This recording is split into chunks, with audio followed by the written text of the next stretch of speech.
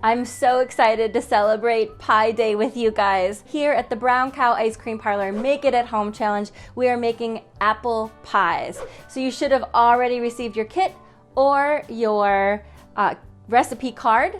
And from there, we're gonna learn how to make everything from beginning to end. So are you guys ready to get started? Like and subscribe, and let's make some pie. When you get your kit, the one thing I want you to do is to make sure that your butter has been in the freezer for a while. So the key to any kind of pie using a butter crust is to make sure that that crust stays cold, and that means the butter needs to stay cold. So first, what we're gonna do is make the crust, and then we're gonna create the filling, and then we're gonna talk about the different types of ways we can top our pies. Whether it's a crumble crust, like a Dutch apple kind of crust, we're gonna learn how to do some lattice work, or a full traditional apple pie crust. So let's go ahead and get started with the dough first. So you're gonna wanna make sure that your butter is cut really, really thin. So you can use a knife and just chop it very, very fine, or you can use a cheese grater. So once that's all done, you're gonna take that butter and put it into a bowl. You wanna keep that frozen, or at least cold in the refrigerator until you're ready to use it. So I've already shredded a whole bunch of butter. You're gonna add the flour and the butter, and then you have a little packet of the salt and the sugar, and your water needs to be really cold too. I'm gonna say that's probably about a half a cup of water is what you're gonna need, but go ahead and pour yourself a full cup of water and put some ice cubes in it so it stays nice and cold. You can use a dough hook, but you are actually fine using a regular like batter attachment. If you need to use it on your handheld, that works too. You can use a handheld mixer. So go ahead and put on your attachment, and we're gonna add the butter and the flour all at one time, because we don't want to go too slowly. We want to make sure that it stays cold. We also don't want to mix it for very long, because we want it, the more you mix it, the more that butter is going to warm up. Sugar and salt. So we have everything in here, and then we're going to turn it on low.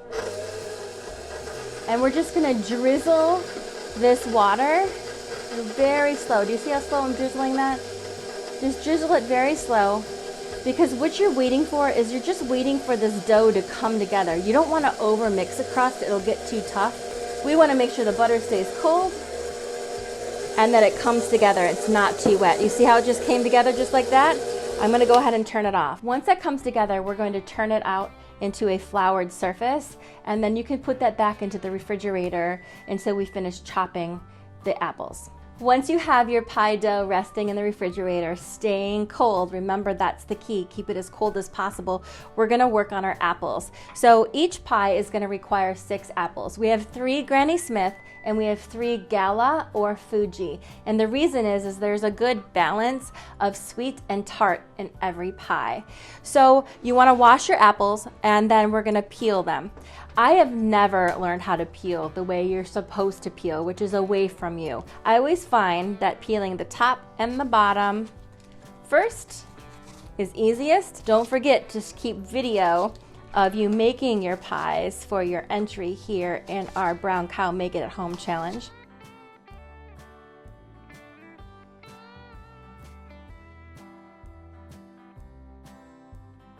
You can either make one large pie, or you can make the mini pies. You have pie tins for both of them.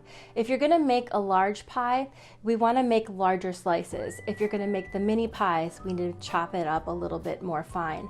The idea is though we need to chop these so that they are uniform in size for the most part. If you're gonna make a large pie, here's my suggestion.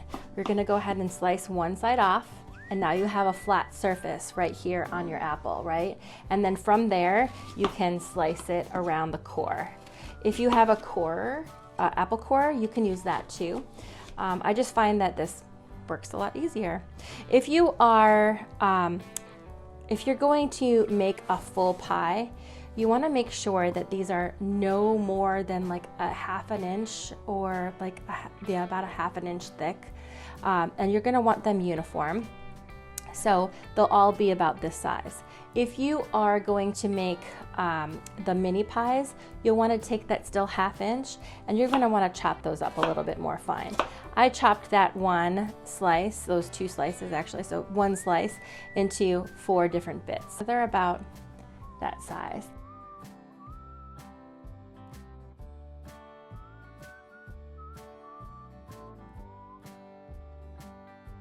Once your apples are chopped, you're going to add the sugar.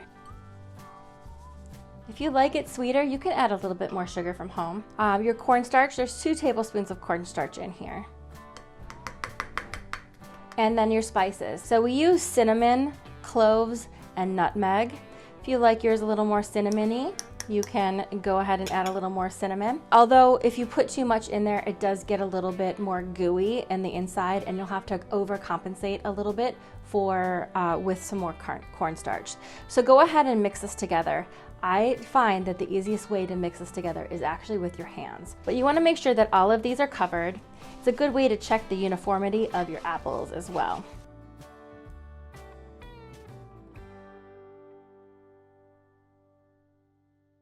Once your apples are done, you're going to want to go and get your pie dough out of the refrigerator. You've kept it cold. And now we're going to roll it out. If you are going to, this is enough to do a bottom crust for a large pie, but not enough to do a bottom and a top. So if you're going to do a large pie, we'll probably have to do something different for the top, like a crumble crust. So in order to make the smaller pies, you have enough here to make probably 8 smaller pies with just the crust, bottom crust only. So if you want to do some traditional full crust pies or some lattice work, we're going to do a few less. So if you cut this in half, and then you're going to cut each of those into 3. So let's make 6. That'll be enough for us to do some lattice work, and it will also be enough for us to make some bottom crusts. When you roll these out, you're going to flour it on one side and flour it on the other, and you're going to work one direction, then flip your pie dough and work the other. If you can find a way to work it so you can get it all in a circle, that's fantastic. If you can't, don't worry about it because we're going to cut off any excess. You want it fairly thin. If it's too thick, it's going to take a little bit longer to cut. There is a trick to pie dough in placing it into your tins, whether it's a big tin or the smaller tin. So here's one I've placed into the larger tin. If we wanted to make a large crust, you can see that it's hanging over the edge about 1 inch, and I'll show you what to do with that edge here in a moment.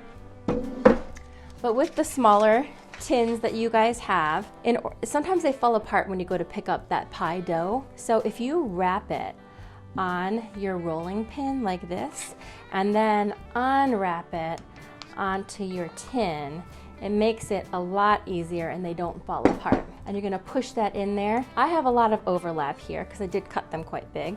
And so where the dough hits the ground is where you're going to want to cut it off.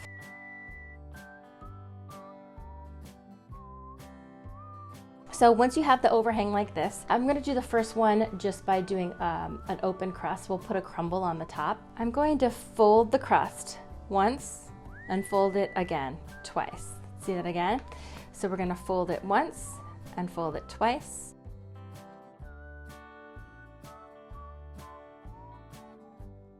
So now that it's all folded under, it kind of looks like this. It's not super pretty. If you take your 2 fingers like this, and your pinky. 2 fingers and your pinky.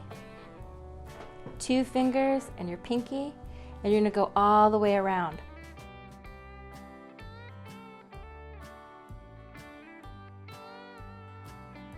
All right, just like that. I'll show you on the bigger one too, so you can see. This one was in the refrigerator, so it's a little bit tougher, which is fine. I'm gonna double this around.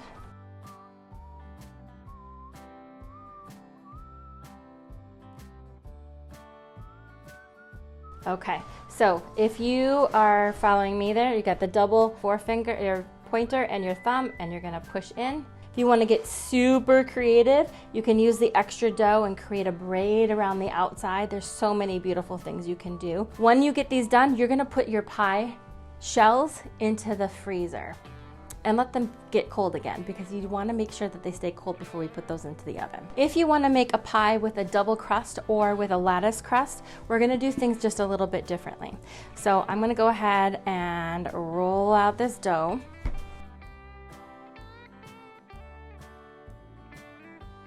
We're going to push it down inside pretty good, and then we're going to cut off the excess. So instead of scrunching the outside and crimping it like we did in the previous one, we are going to actually keep this open, because when we put the filling in, we're going to put the lid on top or the lattice on top, and we're going to need these sides open in order to crimp it at that point. So let's go ahead and fill our pie. If you feel like you cut these too big, you can go ahead and just cut them up a little bit more, whatever you would like. You can also be creative here if you want to add cranberries or caramel. You can make a caramel apple pie. Don't be afraid to fill these really high. It's okay that they're high, because as they cook, when we're all done, we throw them into the oven. As they cook, they are going to settle down and get pretty flat. So we have our 3 different types of pie crust that we're gonna go over. 2 of them have the extras flopped over the side. So there's probably, I don't know, ½ an inch flopped over the side there. Same thing with this one. One is going to be a full traditional crust, and the other one is going to be a lattice crust, and we're gonna show you how to do that. Then the other one we had crimped. Remember, we're gonna make this into a Dutch apple pie with a crumble top. So we'll show you all 3 of those. What we're gonna do is start with the full crust. You will not have enough dough in your kit or in the recipe to make a full deep dish pie with a full crust, but there is the recipe there. So if you would like to make a second batch of dough so that you do have a full crust, you are welcome to do that, but it is not included in your kit or in the recipe card. So this one is going to go right over the top like this. I know it's bumpy, and that's okay. We probably have a little excess, so again, where it hits the table or the counter, you're gonna cut it off. And if you recall, we also have it flopped over the sides underneath, right? So we're gonna find where those 2 meet. You're gonna feel with your hands where those 2 come together, and you're gonna pinch them. We're gonna fold it, fold it, fold it, fold it, fold it, fold it, all the way around. But you do wanna make sure that your dough is cool when you do this, otherwise it's gonna poke through on the top where you have all of your mounds of apples underneath. But like we did with the other crust, now we're gonna do our 2 fingers together and then our pinky, and we're gonna push it in just like that. So 2 fingers together and push it in. 2 fingers together and push it in. So I'm gonna now take for where my thumb was, I'm gonna put my pointer finger there and then push all the way around. It kind of looks like this. It's like a little pancake. We do need to allow it some steam to get out, and you're gonna put a little hole in there. If you have extra butter, you might wanna just drizzle a little bit of butter into that hole, because that extra butter is gonna make things really delicious inside of that pie. So you have a little hole on the top. If you wanna get fancy and you wanna cut out little designs, you're welcome to do that. But basically the purpose of it is to vent it while it's baking. There you go. When it comes to the lattice crust, you're gonna also roll it out. You wanna make sure, again, it's cool. You can use a knife or you can use a pizza cutter, either way. So I'm gonna roll this out just like I did with all the others. So with the little pies, I would do probably maybe 4. So 2 lattice one way and 2 the other way. If you're gonna do lattice for the larger pies, so again, you're gonna have to make some more pie dough, because your pie recipe and your pie dough in your kit is not gonna be enough to do both a lattice work and a full crust. So you'll have to make some additional. If you're doing a larger pie, I would make sure you do at least 6, so 3 and 3. At the Brown Cow, for our large lattice crust pies, we do 4 and 4. So you can use a knife or you can use a pizza cutter in order to cut your lattice. I'm gonna cut 4 because we're gonna put it on the smaller pie. You wanna cut them fairly thick. The littler they are super cute, but they probably tend to break a little bit easier that way. So here's how a lattice works. We're gonna start with 2 in one direction, just like this. All right, so 2 in one direction. And then we're gonna lift up 1 in half and we're gonna lay it down and place it back over. So it's gonna look like a hashtag when we're all done. Then we're gonna lift up this other side, just like this, and lay it down. So now you have it looks like a hashtag, right? Or a pound sign. And now, just like we did with all the others, we're gonna flip it, pinch it, turn it over once, turn it over twice.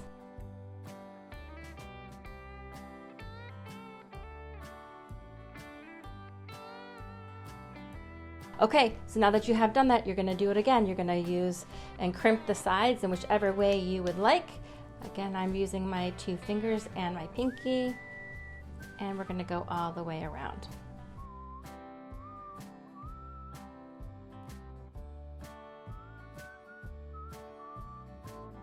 All right, so my favorite is actually the crumble crust, the Dutch apple crumble crust, and that's what we serve at the Brown Cow, typically, unless you order otherwise. So it has just the regular crimped crust on the outside, and now we need to make the crumble topping.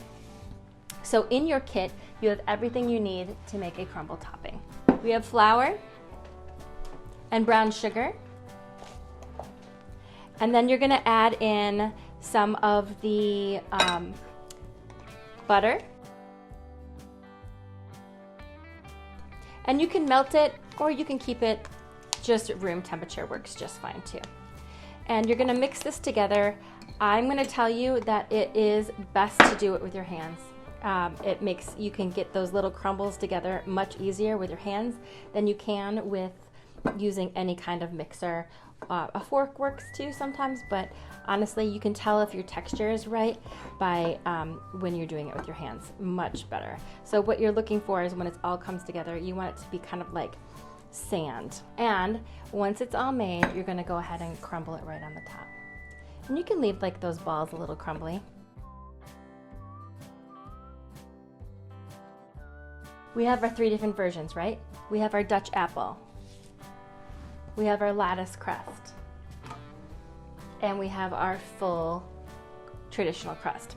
These 2 here, what you're gonna want is to have a little bit of egg wash on the top of it. It's gonna give it that beautiful golden crust. You can use a paper towel, or if you have a basting brush, you can use that. So what you're gonna do is you're gonna take 1 egg and mix it with about 3 tablespoons of water and mix that together just to make a nice egg wash. And either using a basting brush or a paper towel, you're gonna go around all the parts of the top. You can sprinkle it with a little sugar on the top too if you would like, but this will give it a nice golden crisp crust on the top. You wanna make sure that it's not too wet though and pools, because it will kind of bake like an egg if you have too much there. Let's go ahead and get these in the oven. They're gonna bake for about a half an hour and they'll be perfect. If you're baking a larger one, it takes about 70 to 75 minutes in your oven to bake the larger deep dish pie. So when they come out of the oven, they should be nice and golden brown on the top and along the sides. One thing you wanna really look for too, if you're not sure it's done, it's gonna start to bubble around the top. You're gonna see it almost look like a jelly, like an apple jelly bubbling up. That's when you know. If it's bubbling up and it's really watery, it's not quite done yet. Keep it going. The other thing you want to look for as well is when you lift your pie out of your tin, you're gonna see that it's a nice and golden brown underneath and not doughy. If you're baking a full pie, it's usually best to put it in a glass pie dish or a aluminum pie tin. It's easier to pop it out or at least see the bottom while it's cooking. That way you know it's not doughy. So the best part is sometimes the crust at the end. So don't forget to take video along the way. Make sure they're under a minute and then post it on social media and tag Brown Cow Make It Challenge and send it to us at celebrate@browncowicecream.com. We look forward to seeing what you create.